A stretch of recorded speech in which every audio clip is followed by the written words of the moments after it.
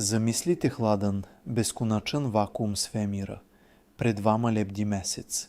Сребърна перла уморо безкрайне таме, ми се връцхамо. Након више от пола века, людска ногът поново кручити на лунарно прашино. Мисиджа Артемис два обецхава три жумф. Она е символ наде. Али, затворите очи и услушните пъжливо. И заток трижумфълнок повратка криже се сенка. Сенка коджа изазива езокот най-брилянтни и хумова наше планете. План коджина се има на конмисие Артемис 2 ние само изтраживание. То е скоко потпуно непознато. То е соучавanje sa silama коджа не пращaju грешке. У наредним минутима отичичхему далдже от наслова у новинама. Уроничхему у дубоки свемир. Открицхему защо следечи кораци човечанства предпоставляю потпуни ужас за научнике. Опустите се, дишите полако и дозволите ми да вас поведем на путуванже тамо, где престаже сигурност землje, а почине сурова стварност космоса. Да бисмо разумели овај страх, морамо се вратити кроз време. Сетите се програма Аполо. Аполо е бил спринт, трка до циля. Астронаути су слетели, са купили каменже, заболи заставо и бързо се вратили кучи. Били су то кратки излети у опасност. Али програма Артемис е нещо съвсем друго. Артемис е маратон. Овог пута, ми не идемо само у посето, ми идемо да останемо. НАСА планира изградню сталне базе, планира свемирску станицу у орбити око месеца, планира църпление ресурса, али универзум ни е дизайниран за нас. Сваки милиметър свемира извънземлиног магнетног щита активно покушава да нас унищи. История нас е научила како да преживимо неколико дана, али нико, абсолютно нико, не зна със сигурностху како да преживи месеца или години у овом суровом окруженju. Той е контекст коджи менжа све. Той е разлог защо се научници буде у хладном зною.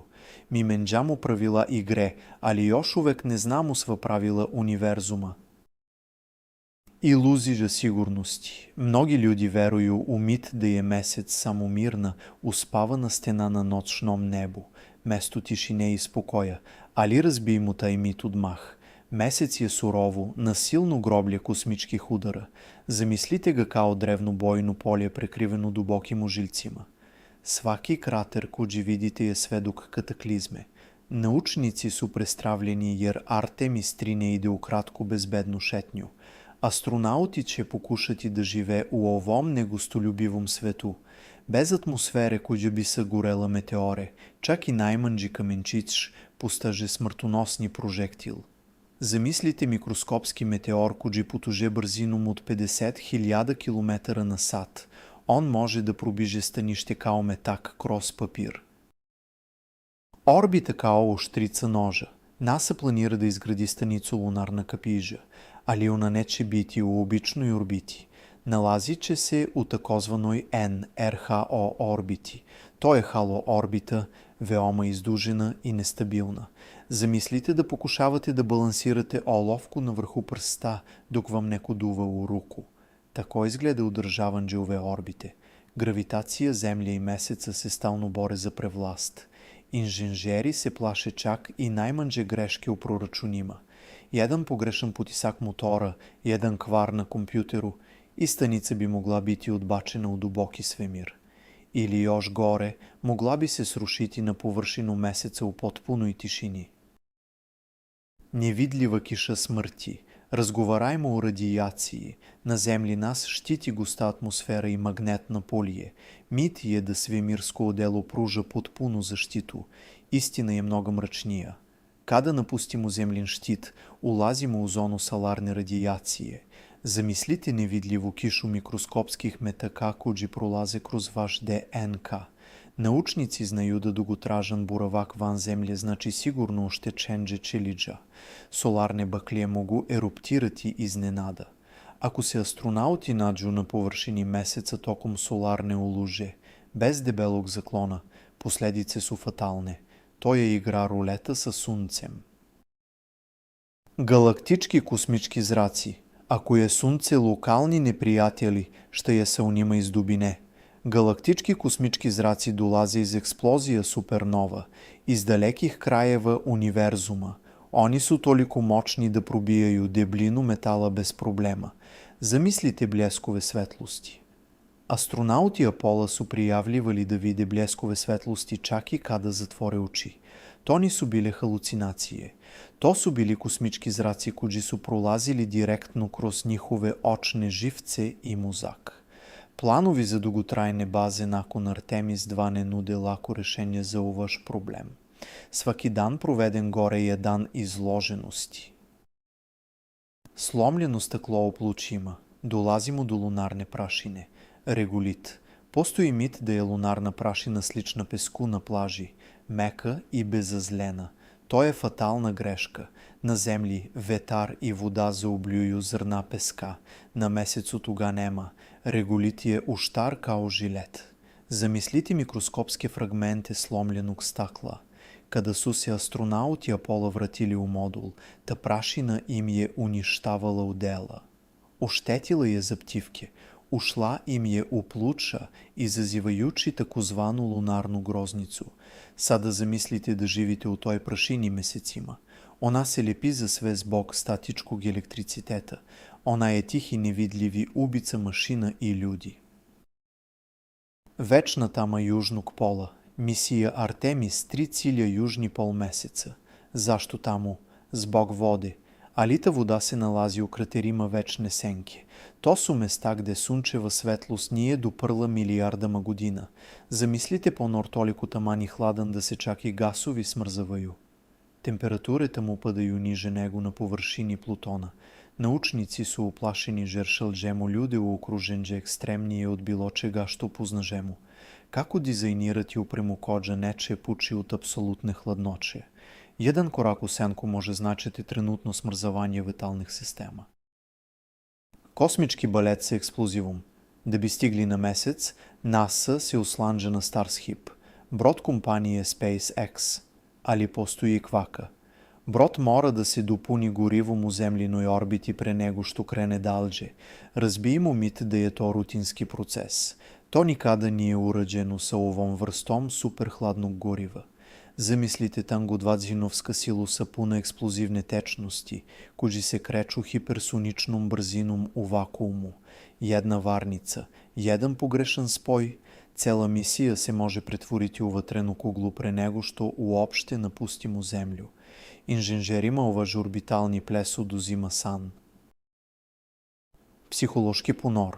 Fizičke opasnosti su očigledne, ali šta je sa umom?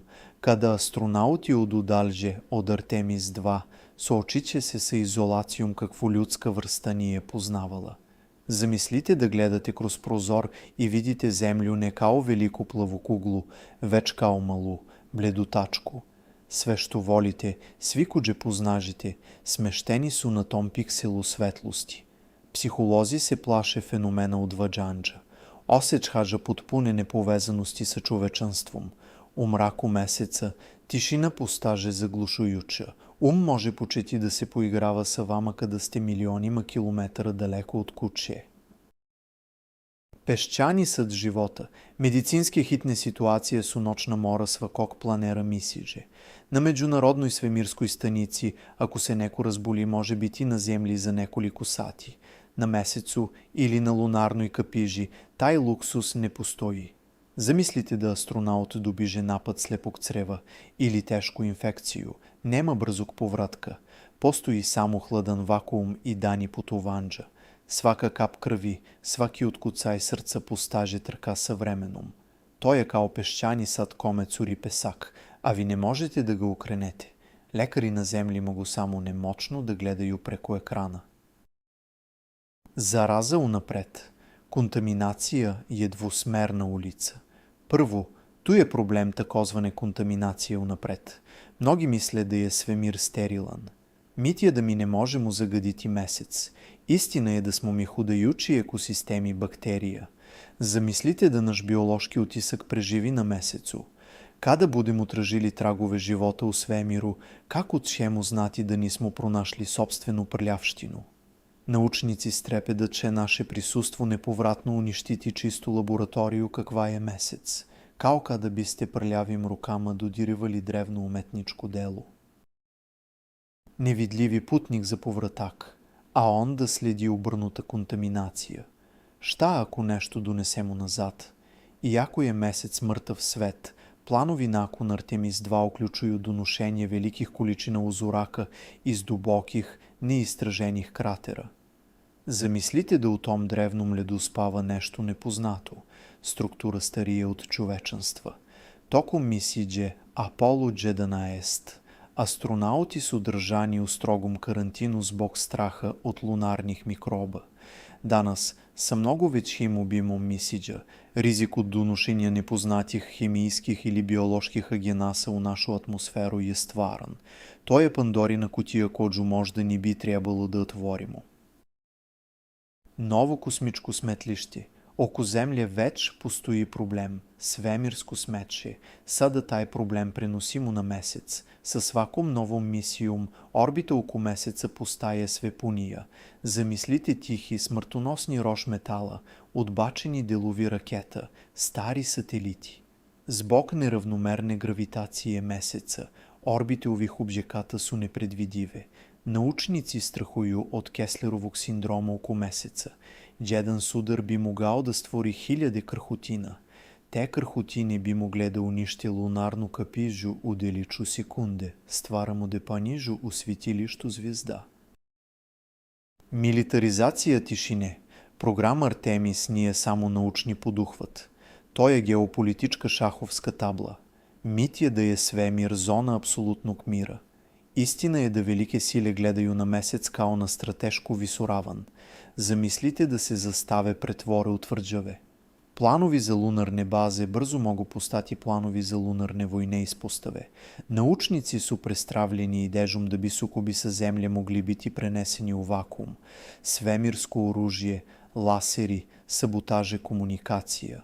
Umesto da svemir užedini čovečanstvu, on bi mogao postati poprište našeg najhladnijeg rata. Užiljci pohlepe. Zašto se svi žure na mesec? Resursi. Heližum 3. Voda. Retki metali. Ovo je zlatna groznica 21. veka. Zamislite džinovske mašine kako kidaju lunarnu površinu. Naučnici brinu zbog komercijalizacije meseca. Rudarske korporacije bi mogle da unište naučnu vrednost lunarnog pejzaža zarad profita. Ostavit schemu duboke užiljke pohlepe na netaknutom svetu. To više neće biti inspiracija za pesnike i sanđare. Postaće industrijska zona u dubokom svemiru. Komunalni rudnik kođi lebdi iznad naših glava. Krhki stakleni mehur, habitati, mesta gde će astronauti spavati i raditi. Mnogi ih zamišljaju kao neuništive čelične tvrđave, ali razbijemo taj mit. U stvarnosti to su samo krhki baloni pod pritiskom. Zamislite da se nalazite u staklenom mehuru na dnu uzburkanog okeana. Samo nekoliko centimetara materijala vas deli od trenutne smrti. Vakuum na polju neprestano pokušava da isisa vazduh iznutra. Razlika u pritisku je ogromna. Jedna mikropukutina, jedan umor materijala nakon dugotrajnog izlaganja ekstremnim temperaturama i baza se može dekompresovati u sekundi. Tišina tamne strane. Komunikacija sa Zemljom je spas, ali šta se dešava kada istražujemo dalđe? Tamna, odnosno dalđa strana meseca je potpuno odsečena od radiosignala sa Zemlje. Zamislite da stožite u mraku i vičete u ponor, a niko vas ne čuje. Ako astronaut na dalžoj strani upadne u nevoljžu, Zemlja to neće znati. Čak i sa relejnim satelitima, kašnjenje signala će biti sve veći problem kako budemo išli dalje ka Marsu. Osjećajte potpune, apsolutne odsečenosti od glasova drugih ljudi je nešto što plaši svakog psihijatra u NASA-i. Tokom vremena, gravitacija uzima danak. Mit je da je nulta gravitacija zabavna, kao lebdenje u bazenu. Nakon nekoliko meseci, ona postaje mučitelj. Mesec ima samo šestinu zemljine gravitacije. Zamislite snažno hrastovo drvo koje se polako pretvara u krhko staklo. To se dešava sa ljudskim kostima i mišićima. Uprkos vežbanđu, telo počinje da se razgrađuje. Srce slabi jer ne mora da pumpa krv protiv jake gravitacije.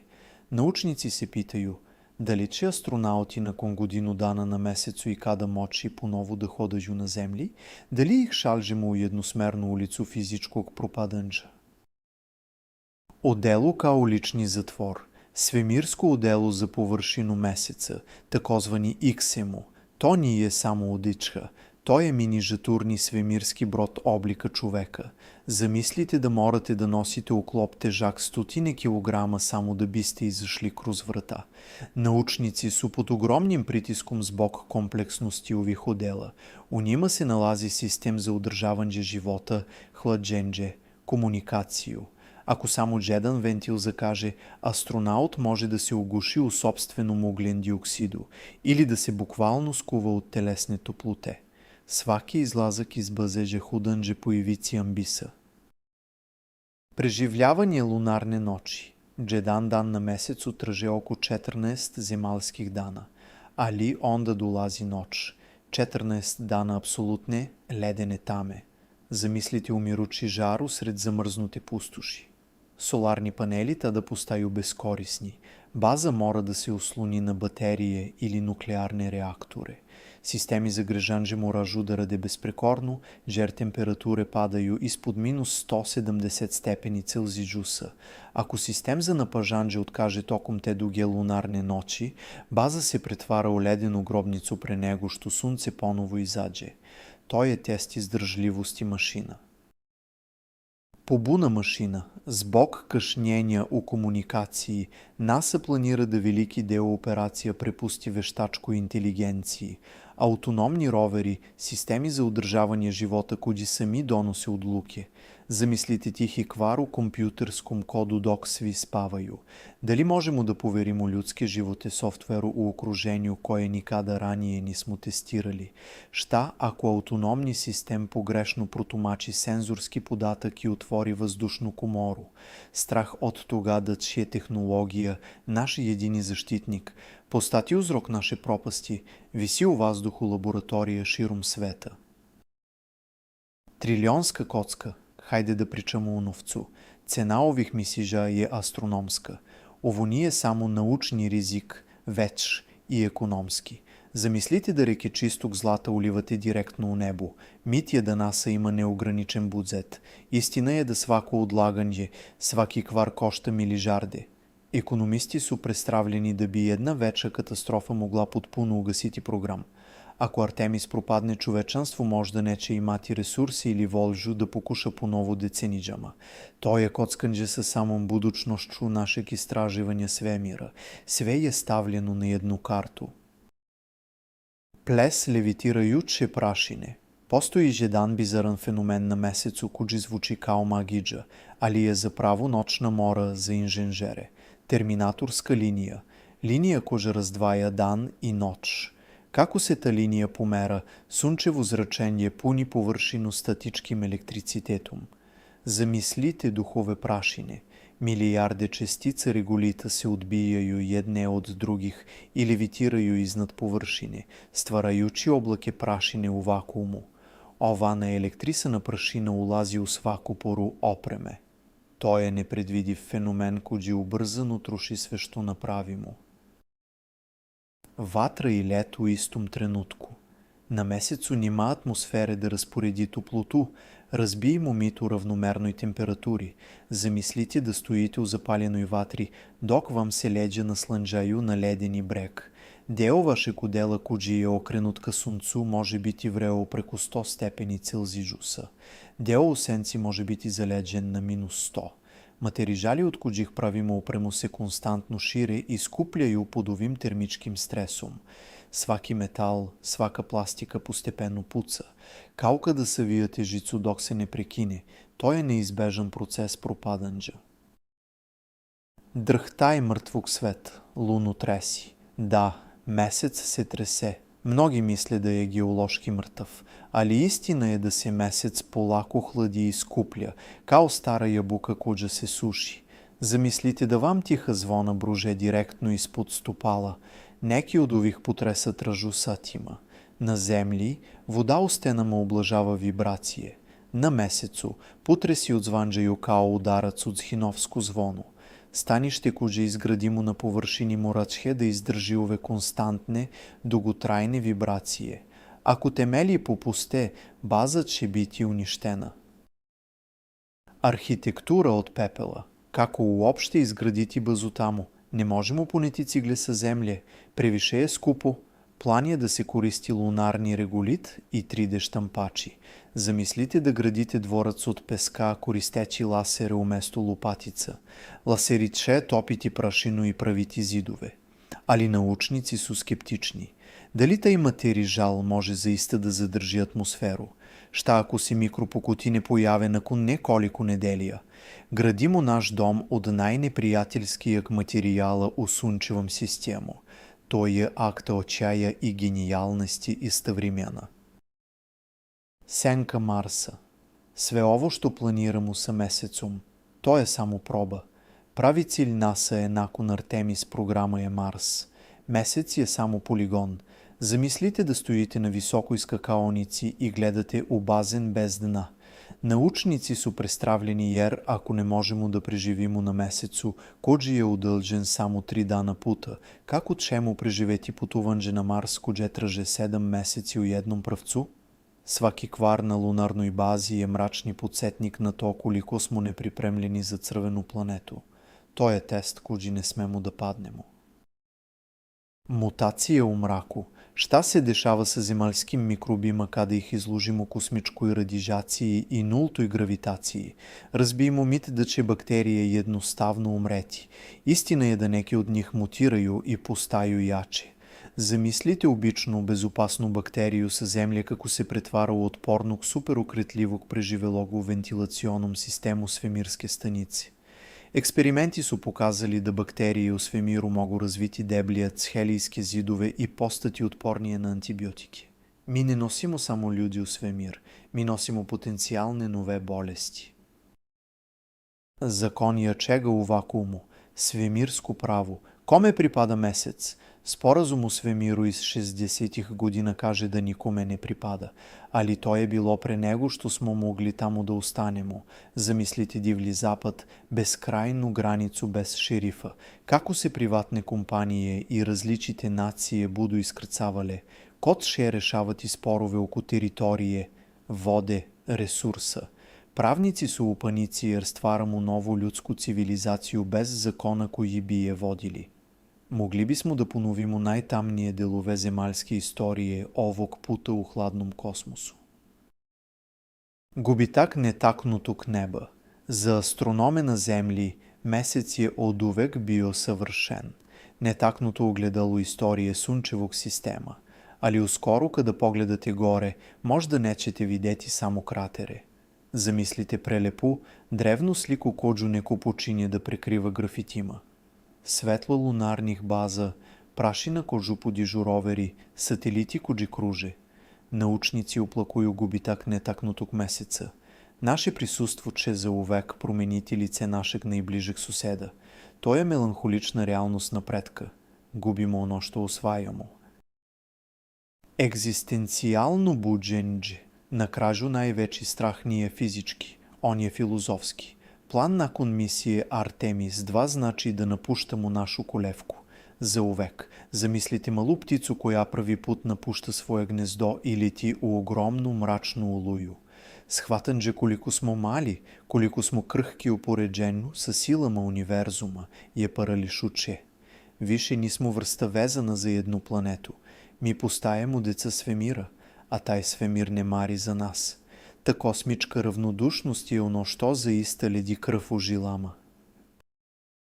Mi se suočavаме sa ovim užasima ne zato što smo slepi za njih, već zato što moramo. Univerzum od nas zahteva hrabrost kođa prevazilazi naš urođeni strah. Plan NASA е nakon misije Artemis 2 je zastrašujući, rizičan i prepun nepoznanica. Радижация, микроскопска прашина, психолошки амбис изолация. Све su to prepreke kođe deluju nesavladivo, ali ljudski duh je iskovan u vatri suočavanđa sa nemogućim. Mi ćemo graditi stanice u orbiti. Mi čemu se spustiti u mračne kratere? Ne zato što je lako, već zato što je to naša sudbina. Hvala vam što ste zajedno sa mnom zaronili u ovu duboku kosmičku tamu. Vreme je da se vratimo na zemlju.